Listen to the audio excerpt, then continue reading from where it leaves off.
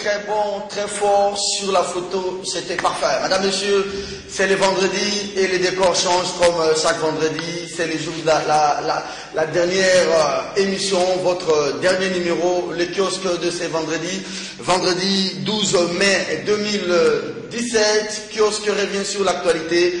Emmanuel Chadari Ramazani, patron de l'intérieur et décentralisation, réuni à Kinshasa, le président des assemblées provinciales, la question des déchéances de gouverneurs. En ligne de mire de cette rencontre, l'IDPS et les rassemblements qui font bloc au niveau de l'Assemblée nationale, l'investiture du cabinet Tchibala attendue pour demain, samedi. On va suivre les débats après l'investiture, après le gouvernement vivement. On attend la mise en place du Conseil national de suivi de l'accord, mais aussi cette question: que se trame-t-il réellement au niveau de l'Union européenne et de l'OIA? Vous avez suivi les discours du représentant de l'Union européenne en RDC. On parle plus de l'inclusivité pour la mise en œuvre de l'accord de la Sainte-Sylvestre. Je suis debout, vous le savez d'ailleurs pourquoi, l'homme de la semaine. Il s'appelle Bruno Tchibala. Non, Bruno Nzinga. Je suis là debout pour l'accueillir. Bruno, vous attendez un peu, le temps de présenter la grande équipe technique qui nous accompagne. Merci à Moro Djambé. Moro, bonjour. Merci à Karine, merci à Doudou, Dieu merci Kifwa, et tous ceux-là avec qui on a travaillé cette semaine. J'aimerais vous dire sincèrement merci, parce que nous avons bénité, nous avons profité toute la semaine. Donc, grand merci à vous. Merci à mon habilleur, Emilio Santini, c'est lui qui a voulu que je m'habille comme ça, comme c'est le début du week-end. Faites un tour à l'avenue du port numéro 6, c'est pas la tenue d'habitude. Après ici, je vais donner ça à Doudou Montieri pour la semaine à l'image. Allez, venez. Bruno Zinga, venez. Bruno. Allez, Bruno, bonjour. Vous allez bien, Bruno?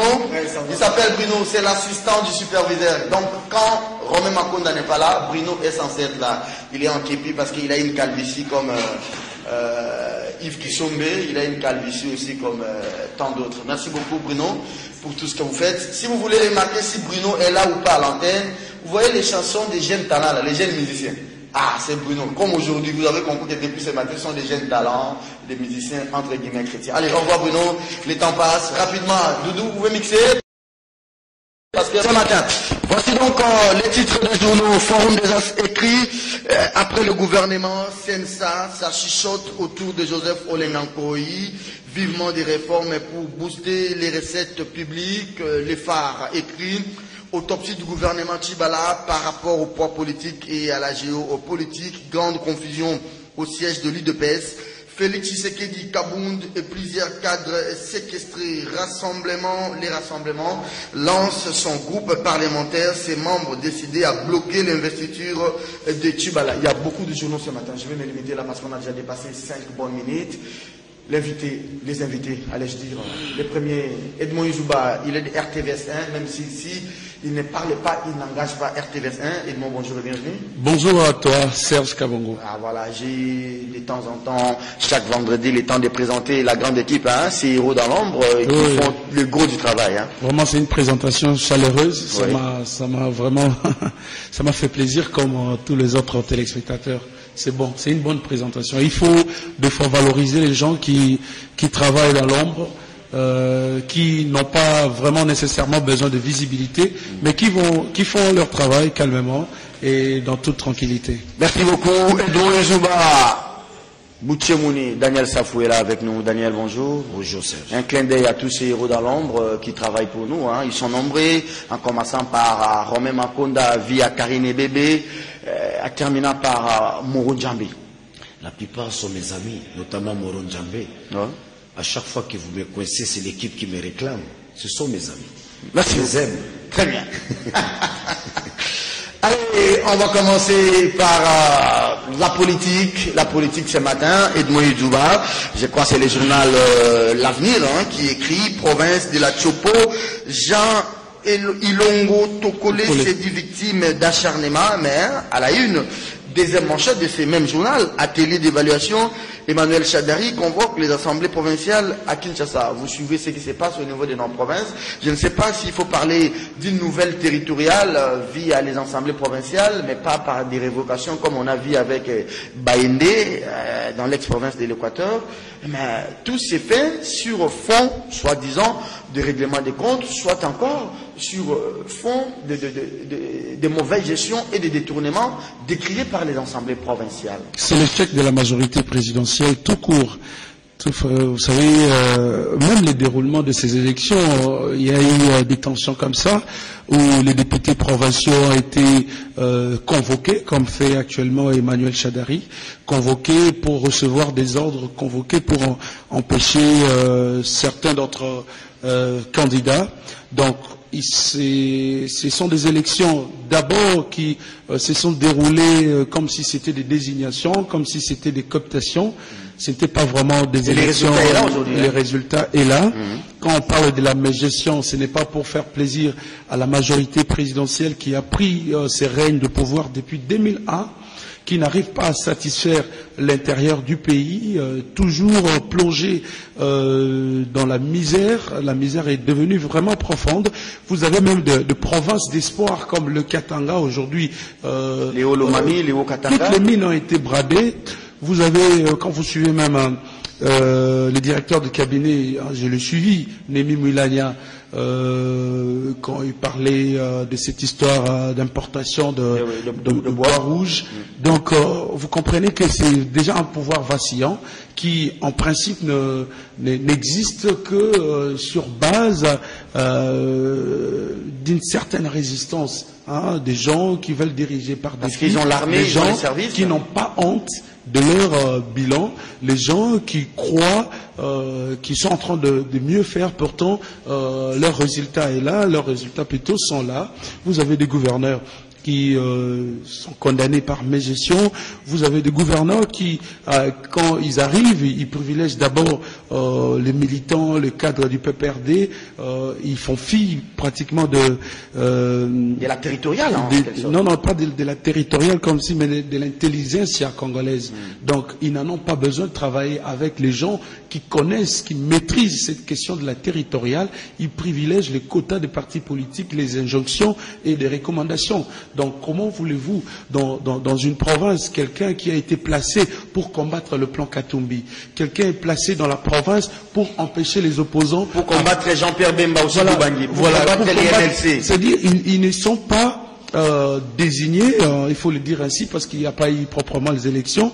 Ils n'ont pas été désignés pour exécuter un plan de développement de province, mais plutôt pour exécuter un plan politique pour empêcher les organisations de l'opposition, de la société civile, pour régner en maître. Voilà comment ça devait se finir. Mais je crois qu'il faut faire les choses d'une très bonne manière. Il y aura les élections dans ces pays. C'est alors que la population et le peuple congolais aura le pouvoir à choisir vraiment en toute liberté ses dirigeants. Alors, voici la question. C'est la forme de kiosque. Vous gardez cette question. J'ai comme l'impression aussi, ce n'est qu'une impression, je peux me tromper, que ces destitutions se font sur base aussi des règlements des comptes. Il semble que les députés aiment plus avoir de l'argent pour eux-mêmes que pour l'Assemblée de la province. On accuse Maman Kouloutou, Marie-Thérèse Guérengo, de détourner des biens du Nord Ubangi. On a dit aussi des choses sur José Makila. Il n'est pas que de la majorité, de l'opposition. Kazembe est parti. Vous avez aujourd'hui les Olomami est parti, Célestin Bouyou. Au niveau du Chopo, la Chopo, il est parti. Au niveau de l'Ituri, les bureaux se déplacent pour venir et ça crée des problèmes là-bas. Est-ce qu'il n'y a pas aussi une sorte de règlement des comptes de la part des députés provinciaux? Ça, c'est la question et vous allez revenir sur cette question. Allez, Daniel Bouchemouni, bienvenue encore une fois. Merci beaucoup, Serge. Ce qui se passe dans nos provinces, il faudra aussi dire que la MP s'est réveillée pour sanctionner et montrer au peuple qui est tolérance zéro à tous ces mégestionnaires, ces fossoyeurs de la République qui sont des gouverneurs. Ce sont des aventures, Serge. On n'agit pas à la fin des mandats. Le mandat de Kabila a pris fin le 19 décembre 2016 à 0 heure. Ces comportements-là, on devait les constater pendant et durant les mandats. Ce n'est pas la fin du mandat. Ils trompent qui? Les régimes trompent qui? Mon jeune frère vient de le dire. Ton co-débatteur. Ouais, mon confrère, qui j'ai apprécié l'argumentaire rationnel. Vous comprenez? C'est ça le caractère objectif, ce que nous cherchons. Le flatteur qui entoure Kabila, Kabila se rendra compte, pendant tout ce temps, il est entouré de flatteurs. Ce sont des flatteurs. Ça veut dire quoi? Le pouvoir est aux abois. Le régime de Kabila est défaillant. C'est fini. Le pouvoir n'existe plus. Il n'y a plus de pouvoir.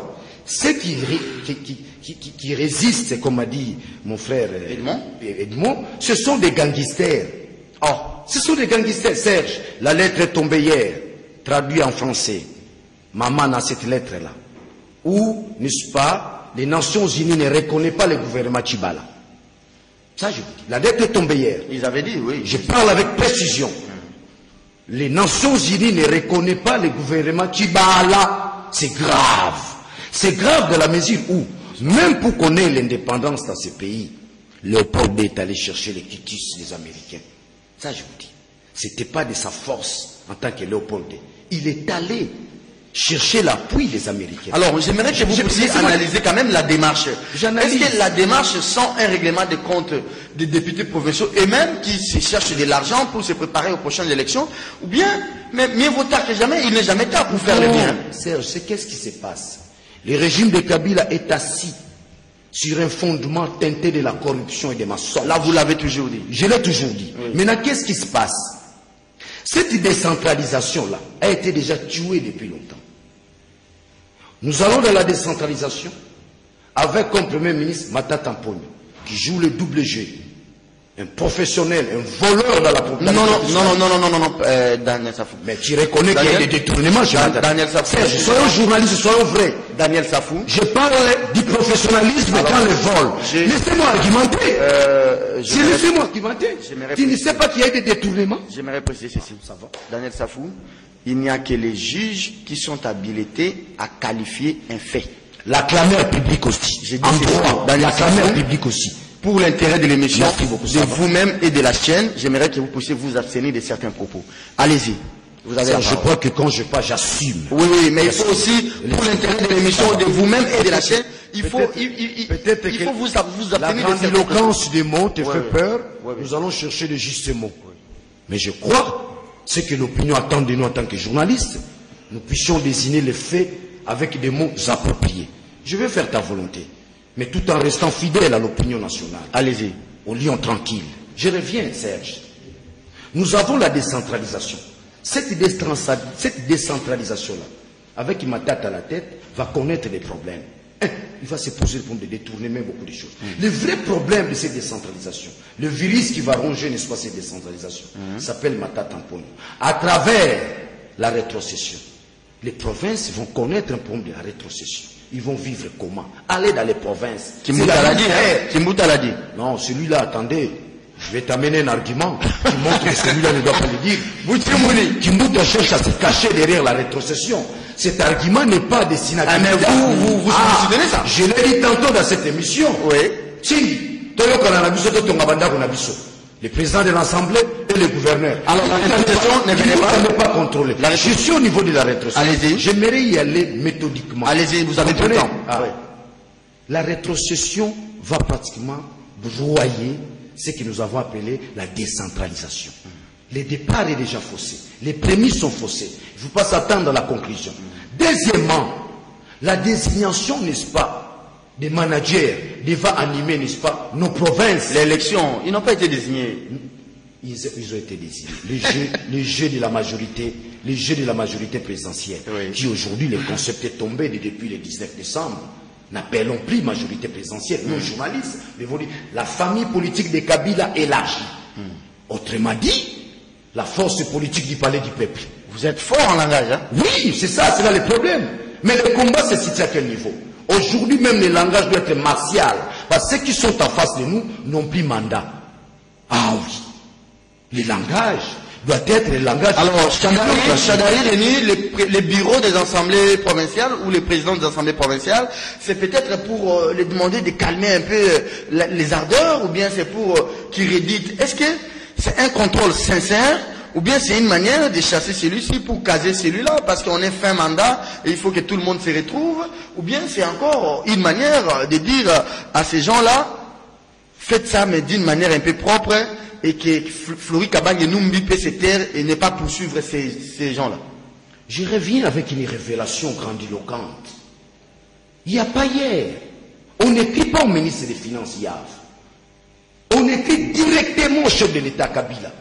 La lettre s'adresse directement à Kabila, aux us coutumes, n'est-ce pas, des institutions de Bretton Woods. On écrit, il y a une commission qui va descendre ici, d'ici là. On constate, l'économie au Congo n'existe plus. La dépréciation de la monnaie. Où va le peuple congolais? C'est la misère, à un degré très élevé. Il n'y a pas hier. Ça, je vous donne l'information. Chadari, Serge. Non, mais on n'a pas tout le temps. Je vous réponds, Chadari. Allez-y, allez-y. La réponse, c'est on ne doit pas répondre brutalement. Une réponse se prépare. Ok. Vous comprenez? Ceux qui sont en face de nous aiment bien les mensonges. Il faut y aller avec la précision, évidemment, des tailles. Vous comprenez? On arrive. FMI a écrit à Kabila. Nicole Lagarde, je crois. Christine Lagarde. Christine Lagarde. Elle a écrit à Kabila. Or, dans les us coutumes, n'est-ce pas, des institutions de Bretton Woods, on devait écrire, n'est-ce pas, au ministre des Finances. Là, vous l'avez Mais dit. parce que c'est grave. C'est très grave. Le peuple congolais risque de disparaître économiquement. Mon confrère l'a dit. On a bradé, n'est-ce pas, les mines. C'est grave. Notre fameux dictateur qu'on a toujours décrié ne l'a pas fait, Mobutu. Bien que méchant, diable dans son état, qui serait plus diable? Qui serait plus méchant? Qui serait plus dictateur, Serge? Je me pose une question avant que j'en arrive à ta question. On a toujours qualifié la colonisation comme étant un crime et un génocide. Hein? Un crime contre l'humanité. Et la dictature, ce que le régime de Kabila fait aujourd'hui, c'est quoi? C'est un crime contre l'humanité. Un crime contre l'humanité. Mais ne vous en faites pas. Les lions tranquilles ouvrent les yeux et regardent. Vous pouvez répondre maintenant à ma question? Je réponds maintenant à ta question. Quelle est la finalité? Chadari constate qu'ils sont dans la bouillabaisse. Les gens qu'ils ont placés, pas élus. Nous connaissons comment la majorité, la famille politique de Kabila élargie, comment ils fonctionnent. Cette famille, comment ils fonctionnent. Les gens qu'ils ont placés, ils ne sont pas managers. 2, ce sont des professionnels de la corruption. 3, ils ne sont pas en mesure de répondre aux grands défis, n'est-ce pas, de la province. 4, un problème de casting. Hein? Laissez-moi terminer. 4, l'opération retour. Voilà l'élément fondamental. L'opération retour. C'est quoi, c'est-à-dire? Expliquez ça au Quinois. Voilà, ça c'est une bonne question. Opération retour. Massa. Nalingala, Loba Nalingala. Comme ministre, Ngam na Salakito, Ngam na Teka Kepa Kabila, les accords Nangai. Chaque fin du mois, Tinde la Rangai. Au détriment de la province. Au détriment de la province. Merci beaucoup, Daniel Safou. Opération retour. Je peux vous rappeler ma question? Oui, je me rappelle bien de cette question, le règlement des comptes des députés de formation. Ça sent une bonne dose de règlement des comptes. Hein. On dit, celui-là, il serait proche de Moïse Katumbi, Kazembe, il faut le mettre de côté. Celui-ci, il faut le mettre de côté. Mais pendant ce temps, Alex Kandé, qui a beaucoup de cadavres sur son dos, il est là, il ne démissionne pas, il n'est pas visé par n'importe quelle émotion. Pendant ce temps, quand on vise quelqu'un au niveau de l'Uturi, là, on fait déplacer les bureaux. À l'Équateur, je parle d'ici d'Ubangi, chez moi là-bas, ça fait 5 mois qu'il n'y a pas un gouverneur. On ne sait pas organiser les élections parce que celui-là, il répond aux ordres de Kinshasa. Abuja là. En fait, c'est un plan politique, comme je vous dis, au détriment de la population. En même temps, je voulais saluer le journalisme constructiviste de Daniel Safou. C'est quelqu'un qui, par ses propos, il sait comment s'assumer. J'ai parlé d'un plan politique au détriment de la population parce que tout simplement, vous avez vu Bochab à la tête de ses ministères, qu'est-ce qu'il a fait? Il a voulu bousculer l'Assemblée nationale pour qu'il y ait, comment on l'appelle, la décomposition de provinces. En 26, il y a eu ce qu'on nous a fabriqué ici des commissaires. Ça c'est la Constitution qui l'a dit en article 2. S'il vous plaît, c'est un plan politique qui s'exécute dans le temps et je vais vous dire pourquoi. Il y a eu cette répartition de démembrement de provinces. Démembrement de provinces, démembrement mieux, parce que la loi parle de démembrement. Et puis après, les commissaires provinciaux, comment lui-même, Bochab, s'est activé pour placer ses pions. Et puis après, vous avez eu les élections qui se sont déroulées sous forme de désignation. Après, Emmanuel Ramazani Chadari arrive dans le même ministère. Qu'est-ce qu'il fait? On vous dit, on est en train de chercher comment enlever certains pions pour le faire remplacer par d'autres. En même temps, vous avez à l'Assemblée nationale, on prépare comment réduire le nombre de membres de la Cour constitutionnelle pour faire quoi? On va en parler, ça sera les derniers thèmes. C'est un projet, c'est un plan politique qui va s'exécuter dans le temps. Nous ne savons pas qu'est-ce qui est en train de se tramer au sein de la majorité présidentielle, mais je constate que la majorité veut exécuter un plan. C'est au moment c'est à cette étape que la population peut commencer déjà à ouvrir l'œil et les bons pour savoir qu'est-ce qui va se faire avec l'avenir, avec ces destitutions en boucle qui partent d'une province à une autre. Mais aussi, il y a un sérieux problème dans ces provinces. Règlement des comptes, vous n'avez pas répondu. Non, non. Est-ce qu'il n'y a pas une attendez. Non, non, il y a pas de règlement des comptes. Attendez, Edmond, s'il faut parler gestion, vous pensez que Kimbuta qui gère cette ville pendant 11 ans, il gère plus bien que Kazembe qui est arrivé il y a 3 mois? Est-ce qu'une autre assemblée provinciale existe? Et si réellement cette assemblée provinciale existait, combien de fois elle a déjà tenu ses plénières? Nous sommes ici à Kinshasa. Mais non, si nos réalités à Kinshasa se constatent de cette manière, à l'intérieur du pays, il y a eu combien de plénières? Vous avez donné des provinces sans infrastructure, sans de bureaux.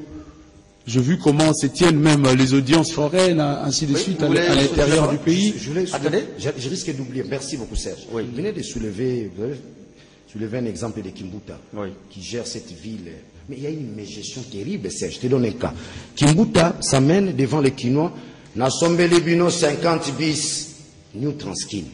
Si on avait une assemblée digne de ce nom, Kimbuta serait déjà parti. Attendez, il semble que c'est pas une entreprise de la ville de Kinshasa. Il semble que c'est la haute mafia. Il y a une chinoise, je dis bien il semble, qui passe sous l'ombre de l'hôtel de ville. Parce que comment les bus de l'hôtel de ville n'ont pas d'immatriculation ville de Kinshasa? Non, pas seulement ça. C'est une société qui n'a pas de New Transkin. La ville a commencé avec La ville a commencé avec quelle société de transport? Retranskin. Où est passée cette société? Nutranskin. Où est passée Nutranskin maintenant? Ça c'est un montage colossal. C'est une corruption grave. Vous avez indigne d'un gouverneur. Nous n'avons pas une assemblée. Vous avez sollicité la parole. Je récupère la mégestion de Kimbuta. Je vais revenir à vous. Il ne faut même pas citer son nom dans l'ordre normal. Je récupère gentiment. Allez-y, allez-y. Alors, vous avez vu, on a donné des épaves au gouverneur pour qu'il dirige sans l'argent, sans rétrocession. Ils ont des provinces sans infrastructure, sans de routes agricoles. Mouzitou l'a dit dans une de ses tribunes que c'était des provinces mornées. Des provinces qui ne devraient pas. Les faits donnent raison, Mouzitou. Alors, oui, mais je vous dis, Mouzitou avait raison. Mais comment Mouzitou n'a pas pu amener ses réflexions au niveau de sa famille politique qui est la majorité présidentielle? Mouzitou, il réagit ou il réfléchit à un homme libre, un intellectuel, un passant, comme on les appelle. Quant au gouvernement, de s'en servir. Mais à la place de s'en servir de cette tribune de réflexion de Mouzitou, c'est des tirs croisés contre lui. Et maintenant, nous y sommes. On pouvait mieux lire cette tribune et comprendre. Nous sommes allés vite en besogne pour exécuter un plan politique. Il ne s'agit pas, Serge, de règlement de compte. Il s'agit d'un chef qui dirige et qui donne ses injonctions. Aujourd'hui, je ne veux pas de celui-ci, je veux de celui-là. On changera, Serge. Aujourd'hui, j'ai parlé ici des élections qui se sont passées, qui se sont déroulées sous forme de cooptation, parce qu'il y a eu des injonctions, il y a eu des coups de fil, il y a eu des appels. Il y a même certains candidats qui ont été empêcher les candidats de l'opposition, empêcher même de sortir pour rejoindre l'Assemblée provinciale où s'est déroulées les élections. Donc, vous-même, vous allez constater, ajouter à cela le phénomène de dédoublement des partis politiques, ajouter, parce que ça fait partir du ministère de l'Intérieur. Oui. Tout ça, ce sont des projets qu'on veut, je ne sais pas par quelle magie, vouloir exécuter un plan qui serait au détriment de la population. Mais l'accord politique doit s'exécuter. En tout cas, c'est là où la population doit rester éternellement éveillée. Il y a aussi trop de règlements de compte dans cette histoire. Les députés provinciaux pensent que l'argent de la province leur appartient. Il faut se les partager avec les gouverneurs. Et si les gouverneurs ne veulent pas, c'est ça justement. J'ai suivi un autre gouverneur, là, ancien gouverneur de triste mémoire, Bayende. Il vient sans vergogne ni honte, il dit Mbongo, Et il dit ça. La corruption. Après Kabila l'a destitué, même pendant ce temps, la même AMP, elle a répondu comme candidat. Franchement. Quand Kimbuta a dit dans la place publique, c'est la corruption, c'est du détournement, c'est grave. Ce que mon confrère venait de dire, ça se résume en aimant, c'est l'échec du régime de Kabila. C'est fini. Il ne peut plus remonter la pente. Regarde, Mobutu a fait 32 ans, pas seulement parce qu'il était dictateur, pas seulement parce qu'il avait les armes, il y avait aussi une cohésion dans sa famille politique. La famille politique de Kabila, il n'y a pas la cohésion. Mende Aubin, il y a des problèmes. Aubin Atum, il y a des problèmes. Ils ne sont pas dans la cohérence.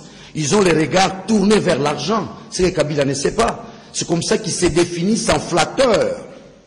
Tous les jours, en chanteurs, les dialolistes. Vous comprenez, Serge? Donc, ce que vous appelez les règlements des comptes, non, Serge. C'est pourquoi je dis, c'est grave. Nous allons aux élections. Je sais que vous n'aimez pas souvent qu'on se le dise, Serge. Il n'y aura pas élection. Je ne crois pas qu'il y aura élection. Même s'il y aura élection, avec qui? Avec Inanga, là c'est encore un grand coup fourré.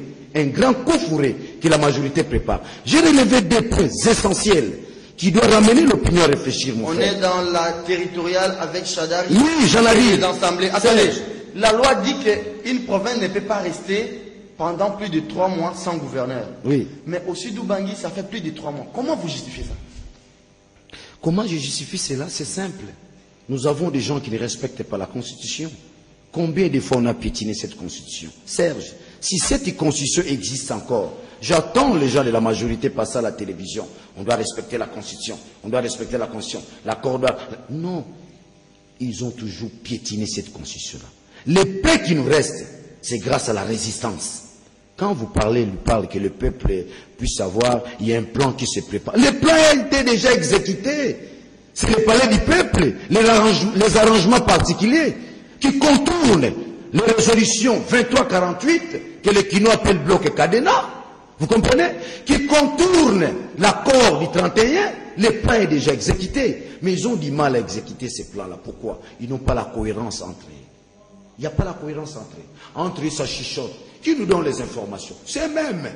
Si toi l'approche des nominations, c'est eux-mêmes. Daniel, viens. Tel a fait ceci, tel a fait... Ils n'ont pas la cohérence. Mobutu a pu faire 32 ans. Il avait la cohérence. Et le mental du peuple congolais n'avait pas encore atteint les degrés du lion tranquille. Vous comprenez? Nous étions encore un peuple, n'est-ce pas, qui était à cheval entre la clairvoyance et la peur. Mais aujourd'hui, nous avons atteint le dernier paradigme qui sous-tend la clairvoyance. Ça m'étonne, ça m'étonne. Vous regardez, quand le gouvernement Tchibala sort, aucune réaction. Là aussi, je m'attendais à une question. C'est le gouvernement Sami Badibang, avec Tchibala à la tête. Merci on va en parler. C'est grave. Mais Serge, regardez maintenant là où le bas blesse. Vous avez parlé de Mouzitou. Moi, je ne le crois pas encore. Il est avec Kabila. Il fait ce que les Grecs appelaient l'agora. Dans l'agora, les sophistes venaient. Protagoras venait à l'agora. Gorgias venait à l'agora. On l'appelait là les grands Protagoras par son discours. Mais c'était un faux discours. Merci beaucoup Daniel Safou. On va prendre l'autre thème de l'émission. Madame, Messieurs, vous regardez Kiosque, c'est sur CCTV et c'est sur Alic, Radio Liberté Kinshasa. On abordait tout à l'heure la question de la territoriale avec cette vague d'échéances de gouverneurs dans nos différentes provinces. Chadari Emmanuel, le patron de la territoriale, qui réunit le président de l'Assemblée provinciale à Kinshasa. C'est un mauvais casting du PPRD de la majorité. Peut-être il faudrait changer les fusils d'épaule, rectifier un peu et voir comment bien gérer ces provinces. C'est vrai qu'elles ont beaucoup de problèmes, elles ont beaucoup de difficultés sur le plan fonctionnel, tout comme sur le plan politique. Alors Edmond, vous avez ouvert le bal avec le premier thème. Daniel Safou, vous prenez le bal pour ce deuxième thème, en attendant même que nous puissions parler du gouvernement et l'investiture demain. Cette question qui défraie la chronique, c'est la révision de la loi organique sur la Cour constitutionnelle. Est-ce que vous avez suivi ce débat? La majorité, je dirais le gouvernement, qui propose à ce que l'on quitte de 9 à 5 membres et que l'on quitte les quorums des décisions de 7 à 3. Je ne sais pas pour quelle opportunité, votre analyse. Je ne sais pas si vous avez suivi d'abord les débats. J'ai suivi. Pour quelle opportunité? Ce sont les ambitions démesurées du régime de Kabila. Ils cherchent à contrôler tout. L'objectif, c'est quoi? Ils veulent placer leurs hauts magistrats, n'est-ce pas, dans la Cour constitutionnelle. Souvenez-vous, n'est-ce pas, de l'intelligence du courageux Vundwaou, qui a fait preuve de la rationalité. Il s'est dit, j'ai menti ce peuple pendant longtemps. Pourquoi je dois continuer à mentir ce peuple jusqu'à cet âge? Il a pris ses responsabilités. C'est un choc. Les jeunes et Jean-Louis Sambo aussi. C'était un choc, et pour Kabila et pour sa famille politique. Et maintenant, parce qu'ils se disent qu'ils sont libres, c'est ça aussi du gangstérisme. C'est ça du gangstérisme. Ils veulent, n'est-ce pas, aménager l'appareil pour des grandes décisions demain. Mais c'est trop tard. Cette Cour constitutionnelle ne représente rien devant l'opinion. Ah bon? Je vous dis vrai. Cette Cour constitutionnelle ne représente rien, d'autant plus que la justice congolaise ne représente aussi rien. C'est une justice de façade. Vous comprenez? Ils peuvent tout faire. C'est ce que mon confrère venait de dire. La majorité cherche à exécuter un plan. Évidemment, c'est dans les processus, n'est-ce pas, d'exécution, n'est-ce pas, du plan. Le plan était déjà exécuté, le plan exécuté est en train d'être exécuté. Est en train d'être exécuté. Mais regardez là où ils ont des problèmes. En face d'eux, il y a les lions tranquilles, un peuple éveillé, capable d'actionner l'article 64 de la Constitution selon l'esprit du constituant. C'est là où nous allons, Serge. Alors, avec les 9 juges, qu'est-ce qui n'a pas marché et que ça marcherait cette fois-ci avec les 5 juges? Qu'est-ce qui n'a pas marché avec les 9 juges? Faire la volonté de Kingakati. Faire tout ce que Kabila avait. Vous comprenez? C'est ce qui n'a pas marché. C'est ça le problème. Faire la volonté d'une personne. C'est le problème que nous avons au Congo. Donc c'est Esambo, Banyakou et Vundwaou qui nous ont... Mais pourquoi eux-mêmes ne disent rien par rapport à tous ces trames aujourd'hui? Nous avons un régime qui vous tire vers les bas. Les Congolais ont perdu toutes les valeurs. Je l'ai dit tantôt, ce que nous constatons maintenant, c'est le comportement de l'occupant.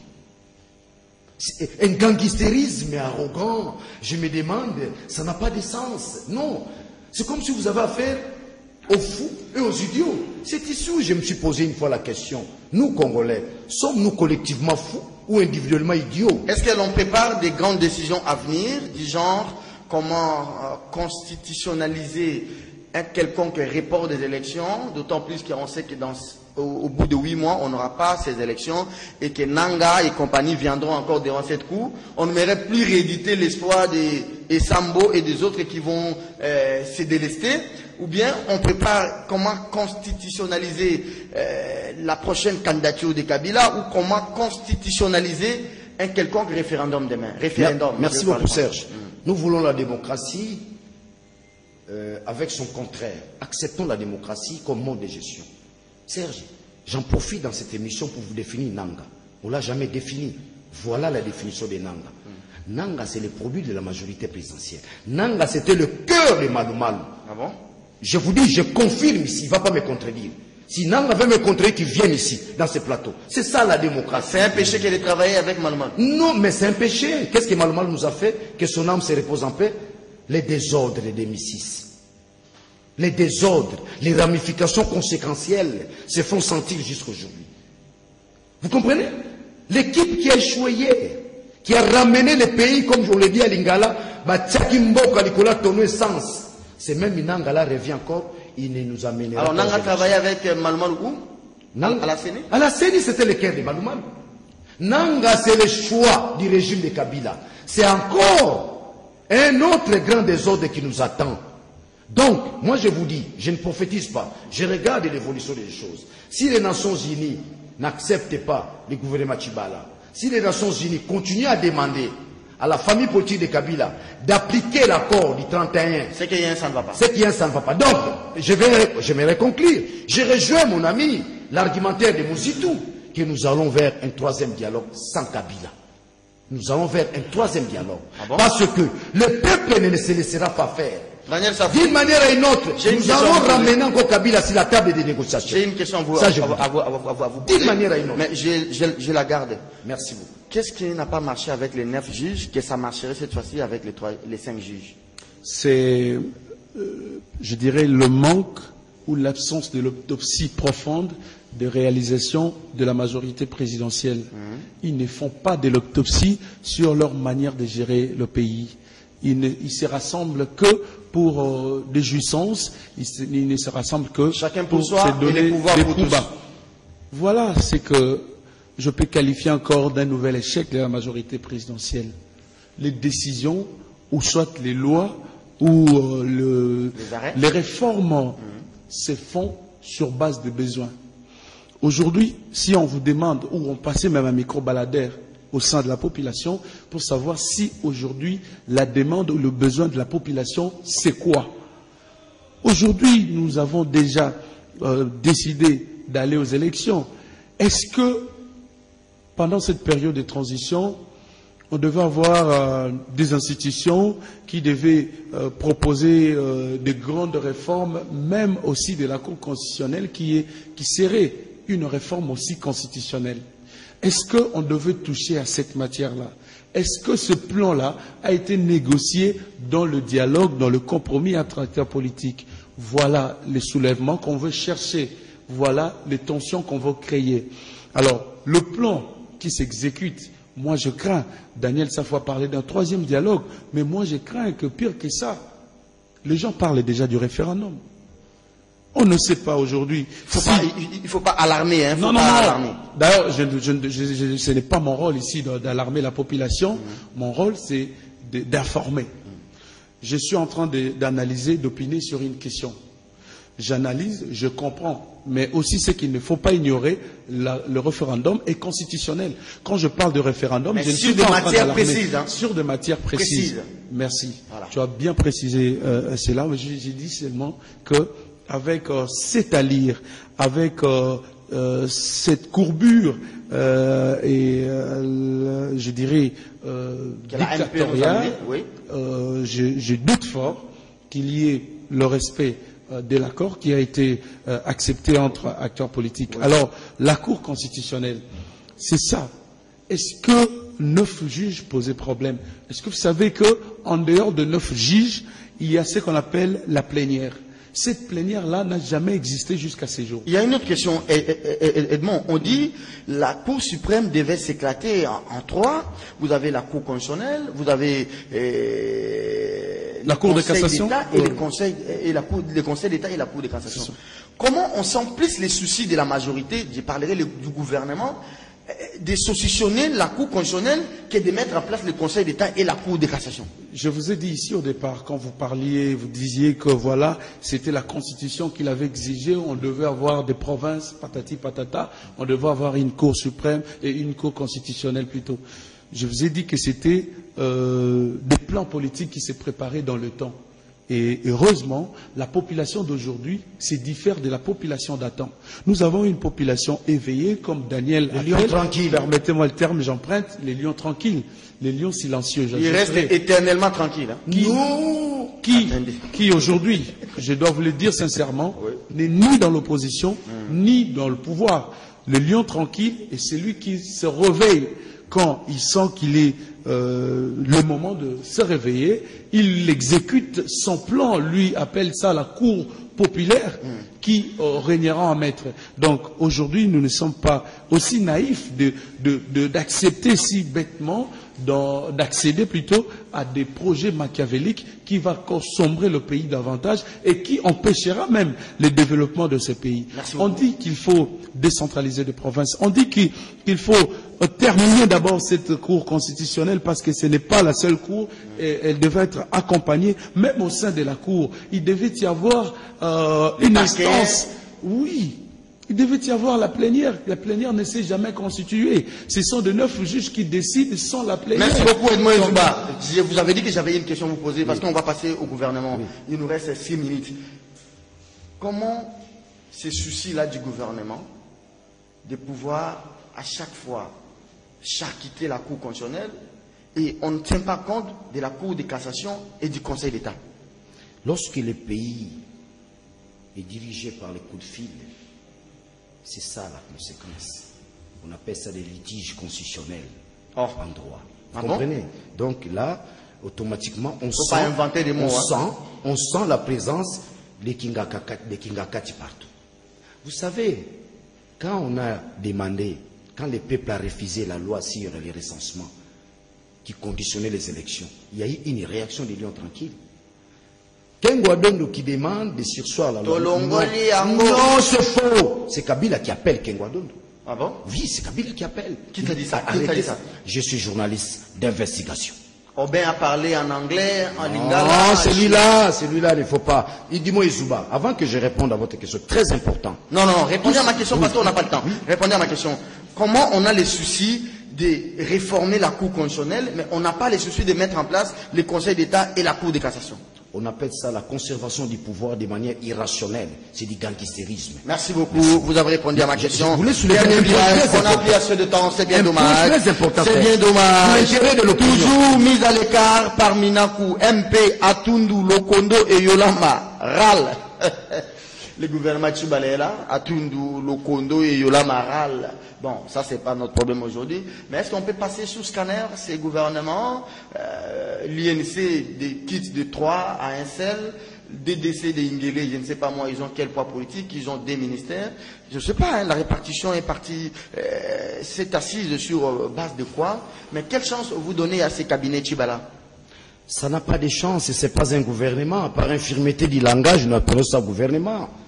Ce n'est pas un gouvernement. S'il faut utiliser des mots appropriés, c'est un montage politique. C'est une escroquerie politique. Je peux aller encore plus loin à Lingala, je dis, ils accopent Nabango. C'est du déjà vu, hein, Birindoa. Oui. Non, c'est même pas Bir, ça c'est encore plus sale.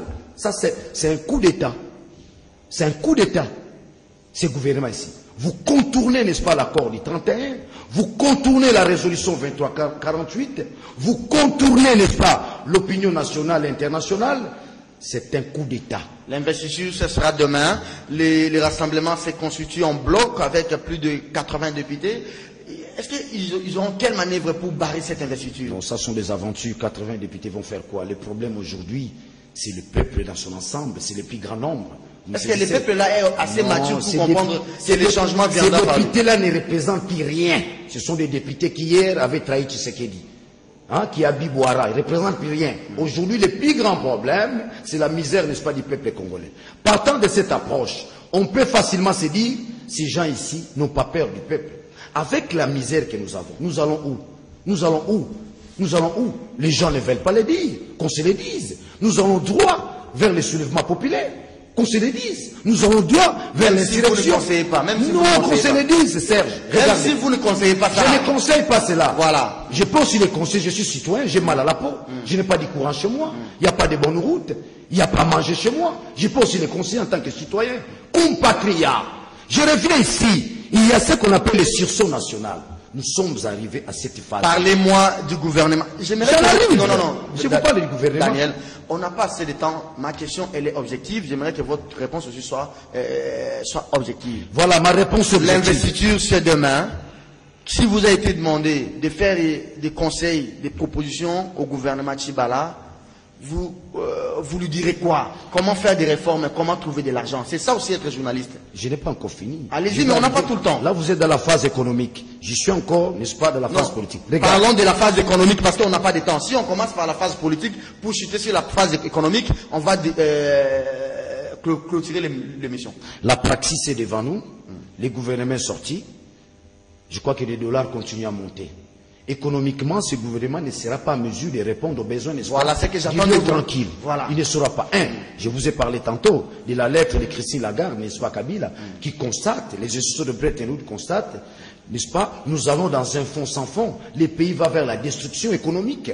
Les pays vont vers la disparition économique. Tshibala ne saura pas remonter la pente. Il a quel carnet d'adresse? Il a la quoi? Tshibala, ce n'est pas lui Tshibala. C'est un gouvernement Sami Badibanga avec Tshibala. C'est un gouvernement Sami, sans Sami, avec Tshibala. Ça veut dire quoi? Ce qui va se passer demain, c'est du théâtre. C'est du rififi. Vous comprenez? C'est du théâtre, n'est-ce pas, monté et aménagé par la famille politique de Kabila, élargie. Vous constaterez notamment des caméras qui hier, président Yambangaïna là qui sort chemin Mouraya Moukié, qui disent au président que le pays ne va plus, qui disent à Kabila, quel est le chemin que Kamera allait proposer à Kabila? Et ce schéma-là a marché. Commenter ces titres de Congo Nouveau. Attendez. Oui. Commenter ces titres. Toujours mis à l'écart par Minaku MP, Atundu Lokondo et Yolama Ral. Et aussi penser devenir des ministres. Serge, il faut lire la commission assassinée bien Malaki de la conférence nationale souveraine. Je renvoie tout le monde.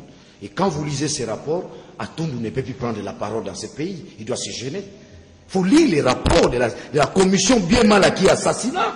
Atundu doit se gêner de prendre la parole. Même Kabila doit se gêner de se faire un porte-parole du genre d'Atundu Liongo. Même des mains de là et qu'on sort. Prenez, faut revoir l'histoire. Lokondo, c'est quand même un gars modéré, il est réglo, mais comment il passe 10 ans dans la majorité, il n'est même pas récompensé. Même ton frère Yolama, il s'était battu avec mon frère Yolama, c'est un petit esprit du genre de Makoloro Tambola, Papi Tamba. Hein, ce sont des gens, quand ils sortent le matin, ils disent à leur femme, Nake Moussala. Mais Moussala, communicateur de la majorité. C'est pas si c'est un emploi. Je ne sais pas, dans ce pays, être communicateur de la majorité présidentielle, c'est un emploi. C'est ridicule. Merci beaucoup, Daniel Safou Boutchemouni. C'était votre coup de gueule. L'émission est terminée. Très cher Edmond Izouba, quelle chance vous accordez à ces gouvernements? D'abord, j'ai cru attendre qu'il y a trop de rififi au niveau de l'INC. Il semble qu'ils vont faire une déclaration aujourd'hui ou demain. Mais comment ils partent de 3 ministres à un seul ministre, et Ingele Ifoto, qui, je ne sais pas moi, qui vient des néants, et il passe à 2 ministres. Comment vous expliquez ça? Ça ne met pas à l'aise de Vital Kamerhe. Vous savez, il ne pèse plus. Moi, à chaque fois quand je parle de l'accord, je pense toujours à des hommes d'État, des gens qui ont été capables de faire quelque chose par rapport à leurs opinions. Je pense à Franck Diongo, qui aujourd'hui croupit en prison depuis le 19 décembre. Je pense à Norbert Louyeye, le président de l'Union des Républicains, qui a refusé pratiquement de prendre part au dialogue. Je vois également en dessous de la barre Gustave Bagayamukwe, amnistié depuis longtemps, qui croupit en prison. Vous avez le professeur Mbonekoubé. Ce sont des gens si vous avec qui... Attendez, s'il vous plaît, tous ces prisonniers... S'il vous plaît, je ne cite pas tous les prisonniers. Qui est là-bas. Voilà. Non, je parle des prisonniers en réalité qui attendent d'autres, par exemple Franck Diongo et Norbert Louyeye, attendent la décrispation politique. Vous avez Gustave Bagayamukwe, le professeur Mbonekoubé, qui attendent... Ils n'attendent pas amnistiés depuis longtemps, mais qui jusqu'à présent sont d'ailleurs malades. Est-ce que l'INC n'est pas mal à l'aise là où elle se trouve? En tout cas, c'est une grande formation avec plus de 15 députés, mais un seul poste ministériel. Vous passez de 3 à 1. Ceux-là qui n'ont même pas de députés, ils passent de 0 à 2. Comment vous justifiez ça? Vous savez, moi, quand on parle de constance politique, deux fois, on avait eu à faire des amalgames, mais je commence à comprendre que Vital Kamerhe reste un constant depuis un certain moment. Vous l'avez vu prendre part. Ça, c'est mon opinion en tout cas. J'ai contredit d'ailleurs Oui, mais Vital Kamerhe engage l'UNC.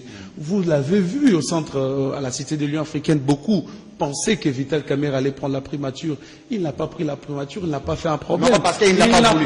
S'il vous plaît, il n'a pas saisi les instances internationales pour dire voilà, c'est moi qui aurais validé ce dialogue, je dois. Non, il n'a pas fait ces problèmes. Il n'a pas créé ces débats, ni au sein de l'opinion, parce que ces débats créent la bassesse. C'est la bassesse d'esprit. Il n'a pas voulu s'y engager. Deuxièmement, vous dites que l'UNC n'a pas été récompensé. Mais il vous a dit, Vital Kamerhe, qu'il n'est pas allé au dialogue pour se précipiter pour des postes. Du moins, l'UNC est là. Pour lui, aujourd'hui, s'il vous plaît, je termine. Je ne suis pas en train d'inventer des histoires ici. Je parle sous réserve des propos de Vital Kamerhe lui-même. Il dit qu'aujourd'hui, les objectifs pour l'UNC, ce n'est pas de se combattre pour les dialogues, mais c'est de faire une autopsie profonde à l'intérieur de province. Les gens sont en train de se manigancer, les gens sont en train de s'embourber inutilement pendant que le temps n'est pas à leur faveur. Quelle chance vous donnez à ces cabinets? J'ai dit ceci. Ces ministères, ce gouvernement d'ailleurs, ça fait rire. Vous avez à la place de 53, vous avez 59 ministères. Ça viole l'accord et l'arrangement. Ça viole l'accord.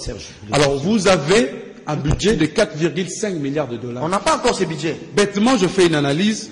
Vous voyez, en France, Emmanuel Macron attend un gouvernement de 17 ministres avec comme budget 317 milliards de dollars américains, euros d'ailleurs. Donc, 17 ministres, vous comparez en France, vous avez des recettes qui ne sont même pas projetées, mais vous larguez 19 ministres et, dans leur cabinet. Donc, je remarque que s'il y aura un travail à faire, je doute fort que ce soit un grand travail, mais comme l'axe principal et prioritaire pour le Premier ministre actuellement, bien que les Nations Unies refusent en retard, pendant que Bruno Tshibala est toujours là, je remarque qu'il doit s'atteler sur les élections, d'abord, qui est un axe prioritaire. Avec quel moyen? En tout cas, il doit se battre. Il doit se battre comme le diable dans un bénitier. Il a la stabilité sécuritaire. En tout cas, il faut qu'il arrive à le faire. Et pour terminer, il y a le social de la population en réajustant l'équilibre économique. Je n'ai pas beaucoup de temps, mais sinon, j'aurais pu développer point par point. Merci beaucoup, Edmond. Mais j'aimerais aussi vous rappeler que nous étions avec vous à la cité de l'OIA. Ça, c'est pour annoncer l'émission. C'est moi qui avais posé la question à Vital et vous lui avez tendu votre décaphone. Quand Vital avait dit que l'opposition signataire du 18 octobre l'ensemble n'attendait pas jouer la figuration. Voilà. Et je lui ai posé la question pour savoir, Vital, c'est-à-dire quoi? Vous visez les métiers où vous voulez plus de ministères ou moins? Et vous avez la réponse qui m'a. Non, mais dis donc, dire que Kamere n'était pas parti là-bas pour des postes, il n'allait pas venir revendiquer des listes avec Sami Badiba. Non, s'il vous plaît. Voilà. Il a piloté. Il ne pèse plus actuellement, c'est ce que j'allais dire. Je demande la parole, s'il vous plaît. Il ne pèse plus. Non, au moins, vous êtes d'accord avec mes propos. Non, je ne suis pas d'accord. Vous n'étiez pas là? Mon cher, j'étais sur place, vous avez posé cette question, c'était une très belle question. Mais je n'aimerais pas ici qu'on puisse édulcorer même la politique d'un homme comme Vital Kamere. Non. Vous savez, non, s'il vous plaît, s'il vous plaît, Daniel Safou, Daniel, quand quelqu'un a des ambitions de Kamere, pour les respects des en train de parler. Merci. L'émission est terminée, madame, monsieur. C'était un réel plaisir. Daniel, j'aimerais rappeler, parce que l'émission se termine, si vous n'avez pas la parole, sollicitez, je vous donnerai la parole. Vous me donnez non, vous n'avez pas. L'État n'est pas bien dispatché. Alors, l'émission est terminée. C'est la réalisation qui va nous faire des décomptes. Qui a parlé plus que l'autre.